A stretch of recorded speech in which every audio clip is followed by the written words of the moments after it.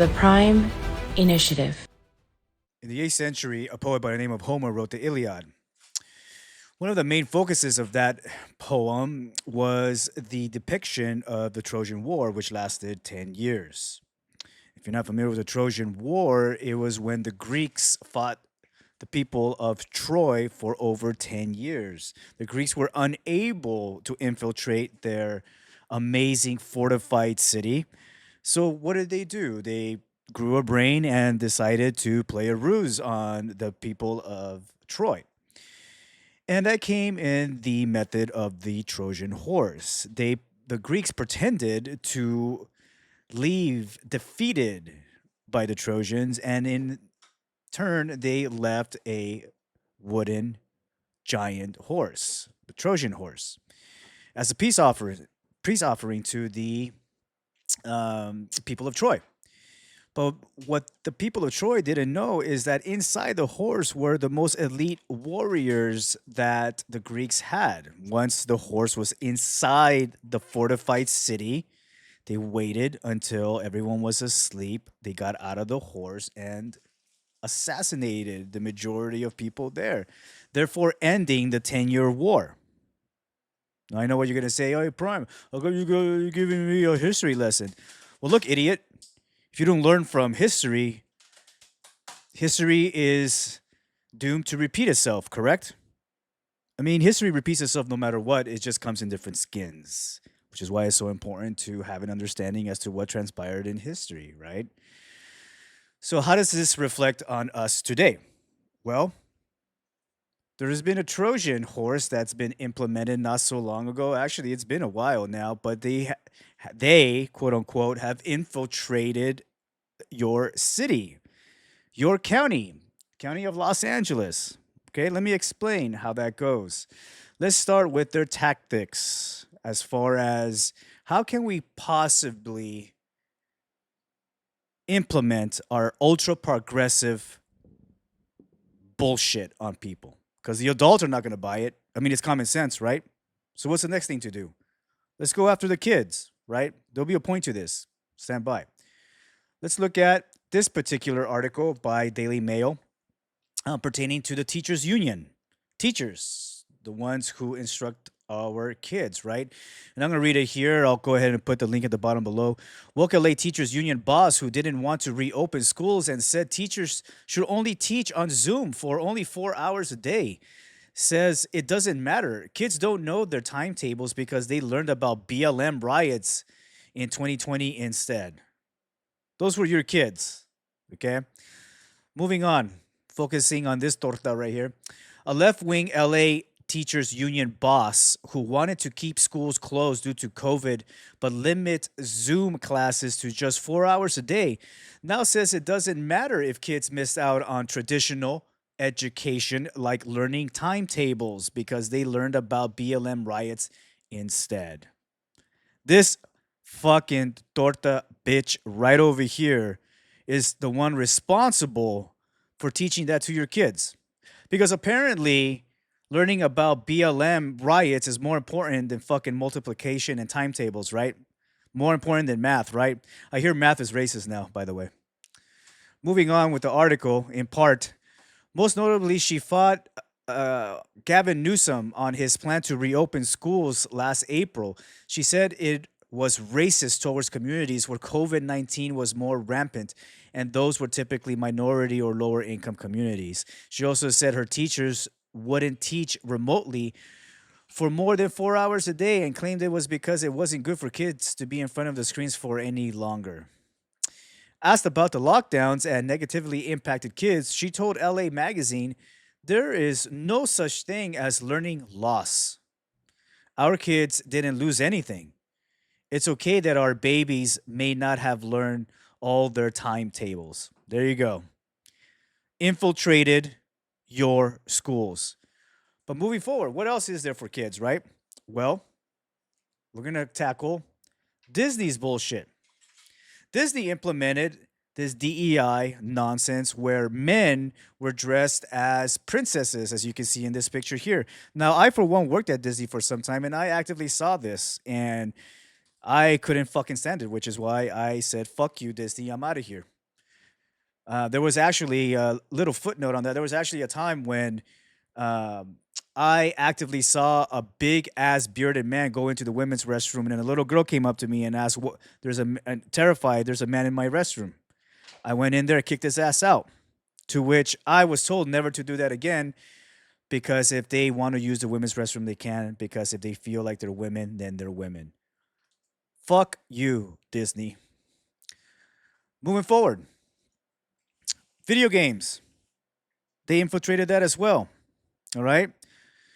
There's this particular game called Dragon Age. I mean, there's a lot more to this story than just this particular one. But all it is, it's about you make a character and you're in this mythological world of dragons and shit, and you slay them and magic and all that sword and sandal bullshit. Okay, it's fun. I love it. Who doesn't like fighting dragons, right? But the latest one, Dragon Age Vanguard, which obviously flopped, the game director was this dude by the name of Corinne Bush, who identifies himself as trans woman with the she/her pronouns, and also identifies as a queerosexual gendermancer. What the literal fuck is that? Queerosexual gendermancer. Let's take a quick a look at this clip here by Osmond Gold, where it'll give you a better understanding as to what your kids are playing when it comes to this shit. All right, here we go. Gender identity options. Oh my, here we go. Take a long, hard look in it, kid. It'll always show the face of a hero who can get it done. Establishes transgender identity and unlocks new dialogue options in future conversations. I love who I am. It feels good to see the real me. Should I do it? I mean, every single option makes me transgender. There's no option not to be transgender. There you go. That's a game that your kids are playing, right? Again, they have infiltrated your city, your fortified city, right? Gets better. But there's a point to this, right? And what is that point? Well, going back to what's important, County of Los Angeles Board of Supervisors, the Trojan Horse, the ultimate Trojan Horse. These so-called ladies right over here are the ones responsible for many different financial decisions pertaining to Los Angeles County. They have a hidden agenda, just like Disney does, just like that one teacher we just talked about, right? All of these ultra progressive bitches here have none other than ruined Los Angeles County. Los Angeles County is literally a dystopian landfill. Here's another one of Board of Supervisors' beloved puppets. AG Bonta considers stripping county control of Los Angeles chaotic juvenile halls. Now let's get into that here real quick. All right, and it reads, the LA County Probation Department, which oversees Los Pradinos, said 3 youths were hospitalized on April 10th because of overdoses from an unspecified drug.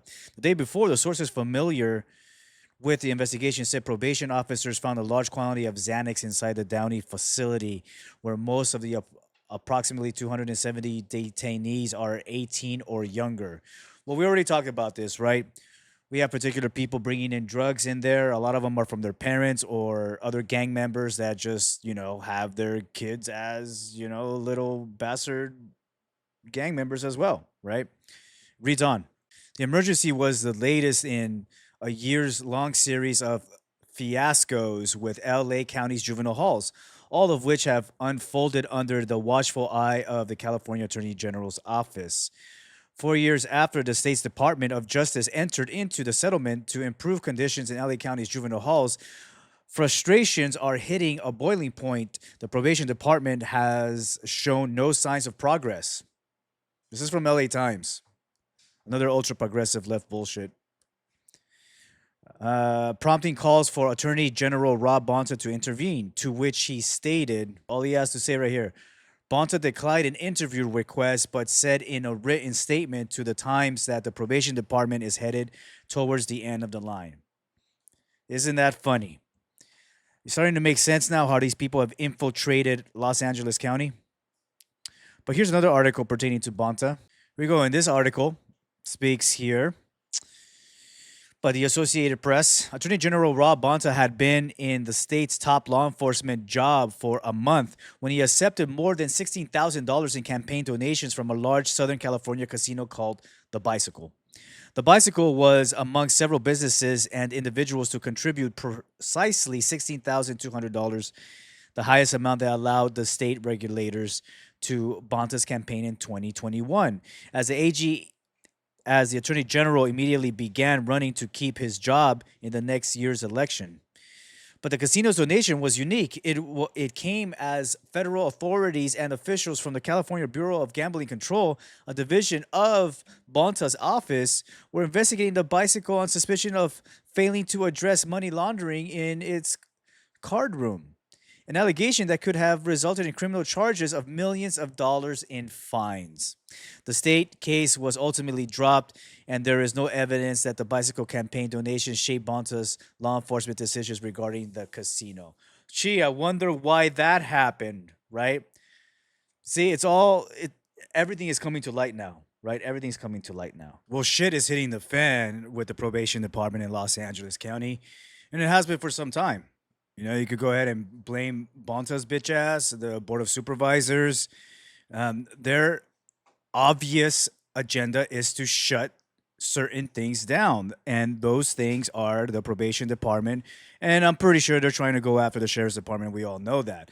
But speaking about the probation department, there's another article by LA Daily News that was written a week ago, I believe. Thousands of probationers unsupervised as LA County redirects officers to Los Pradinos. Thousands of probationers in Los Angeles County have lacked supervision since the probation department redeployed most of its field officers, supervisors, and directors to the troubled Los Padrinos Juvenile Hall after 40% of the facility's staff called out on Easter Sunday. Well, I wonder why they did that. I mean, could it be because they're being treated like dog shit? I mean, I don't know. That could be a possibility, right? Multiple sources in the department who spoke on the condition of anonymity out of fear of retaliation told the Southern California News Group that some area offices now only have one or two sworn officers on duty at a time. The largest office in the system, located in South Los Angeles, handles about 1,600 clients and has two officers, meaning that each is now responsible for 800 clients, sources said. I mean, are you guys starting to get that picture? How they're going after not only your kids, the teachers are getting in there, right? Teachers are being replaced by these woke-ass activists. They're going after the backbone of Los Angeles County, all of the workers, the employees there, the children, they're all infiltrated there. You're starting to see the narrative that's transpiring. But this is the Los Angeles County Probation Department. Let's get into none only than the Sheriff Department. All right. Not so long ago, there was the Peace Officers Memorial. I believe what was it, up north? Look at this fucking guy right here. Look at his face. I bet you he's just thinking, when is lunchtime? Guarantee it. Guarantee it. This motherfucker doesn't care. Sheriff Luna's Sacramento stunt, the Peace Officers Memorial Mask, a department in crisis, by C.C. Woods. On May 6, 2025, Los Angeles County Sheriff Robert Luna stood among law enforcement officials as the California Peace Officers Memorial in Sacramento, bowing his head and laying a wreath for fallen officers. But back home, the very department he leads is imploding under his watch. While Luna posed for the cameras, many in the Los Angeles County Sheriff's Department saw his attendance not as a tribute, but as a tone-deaf performance by a leader who's presided over one of the most devastating mental health collapses in LASD history. 12 suicides under his watch. 12, the most in history out of any department. Congratulations, motherfucker. You have earned that accolade for sure. The accolade of the worst sheriff in fucking history. But let's not forget what Kerry said from LA Times, saying that his approval rating is through the roof now, right? You guys starting to see that? Since Luna took office in December 2022, 12 LASD deputies. Oh, well, we already talked about that, right? Here's a picture of him blowing smoke up everybody's ass. Oh, but look at this picture right over here. Hey, is that you, Pippin? Is that you? Look at that smile. Why don't you guys get a fucking room already? It's so funny because Pippin, you stated that the morale is the lowest it's ever been, right? But you didn't state as to why. Are you afraid of hurting that motherfucker's feelings? Right there smiling at you? Look at him. Hey, what's up, carnal? Guarantee it. Guarantee that's what they said. Guarantee it. Uh-oh, I just talked shit on A-Lads. Are you guys going to release a county-wide email? Huh? Shit, who wears a fucking blue suit to this shit anyway? But there you go. Sheriff Luna and A-Lads in bed. Yet another proof picture here. But getting into other people that shouldn't be in power, we're going to talk about this person right here, C2. Captain C2 or Commander C2, right over here. One of the most hated captains of all time. Captain who throws her deputies under the bus, who doesn't give a shit about her own, and actively covers up corruption in her own station, right? Look at this picture. I never thought I'll see someone that looks 15 and 55 at the same time. All right.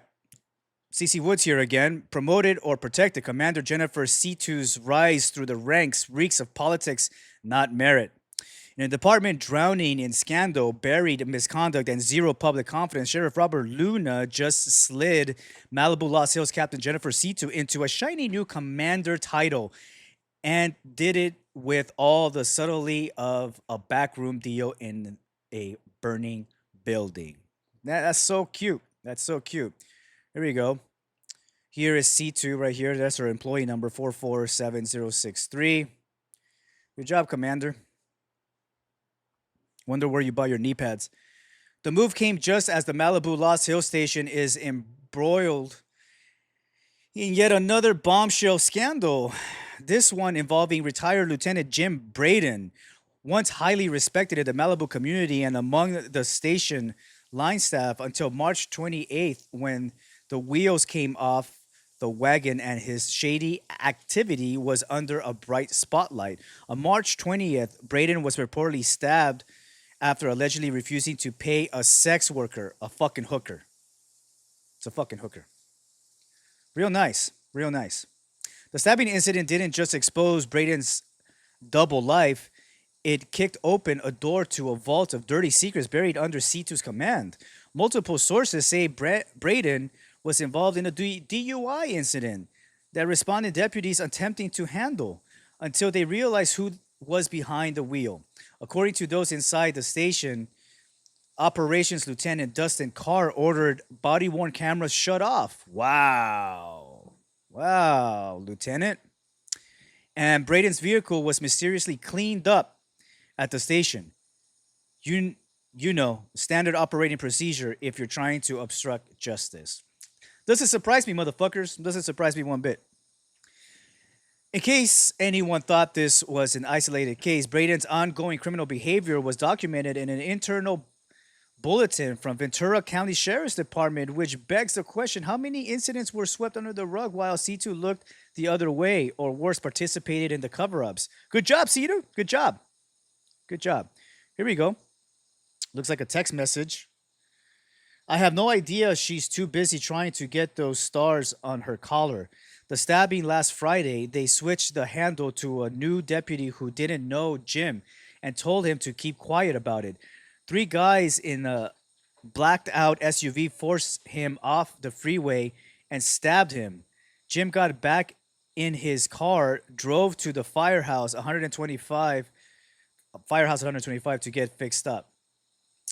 But LT Carr is the operations lieutenant and rumored to be taking the captain's spot when she promotes. He used to work internal affairs. Dirty motherfuckers. You fucking dirty motherfuckers. He ordered deputies to turn the body cameras off during Jim's last DWI incident, and rumor is he had the car brought to the station and had the trustees wash off and fix any of the crash damage, but I cannot confirm that part of the story. Wow, gets unbelievable, man. 125 to get fixed up, but they started asking too many questions, so he left and drove himself to West Hills, where the LHS deputy went to look a statement and left. Took a statement and left. Amazing, man. Here's a picture of him. Amazing. Cover ups upon cover ups. But you see, all of this is just part of the plan. Part of the plan, right? To abolish Los Angeles County from the inside. There you have it, ladies and gentlemen. The question is what happens next? Well, that is solely up to you. Keep fighting. The Prime Initiative.